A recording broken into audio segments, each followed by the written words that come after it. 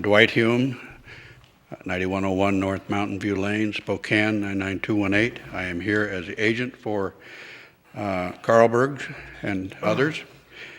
Tim Carlberg is out of town tonight, but I have two others who wish to speak, one of the other family members and their realtor. I'll be brief. This, as you know, came before you as a unanimous recommendation for approval, and it was based upon the staff's conclusion that it met all the criteria. It was based on the support of the Planning Commission that it meets all the criteria for a comp plan amendment. The reason for it was that the 6 lots, which are uniquely owned by one private sector party, and that's uncommon, rarely seen, are not usable as 2 commercial and as 2 office and as 2 single family, and they own them all.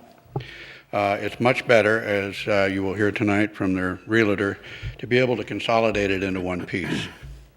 I've seen the 5 letters which came up after the fact, after the hearing, and those letters all are addressed on 32nd, not 31st and 32nd.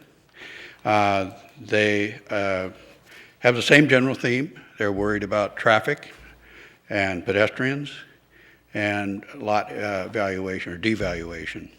There's no appraisal support to report to back that up in terms of devaluation, nor is there any traffic study to say that there would be a problem. There's a petition that's out there that was somewhat ridiculous. It was also fabricated after the fact, standing at the door of the grocery store, and it generates a 63 signatures. And it says, in effect, that vote no as a council to preserve the integrity of our neighborhood.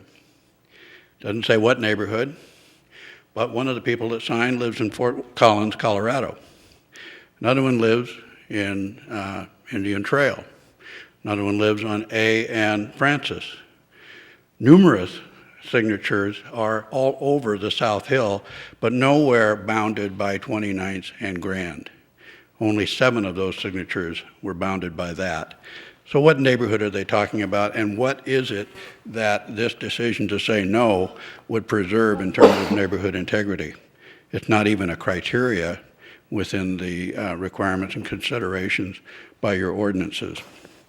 So I also gave you, as you're aware, a letter recommending that instead of trying to create some transitional zoning pattern to this, it's better to leave it all as one proposed commercial zone and to allow us to do a development agreement, which by its aspects of it would lock in the building portion of the site to the westerly 2/3, and the parking would be required to be on the east.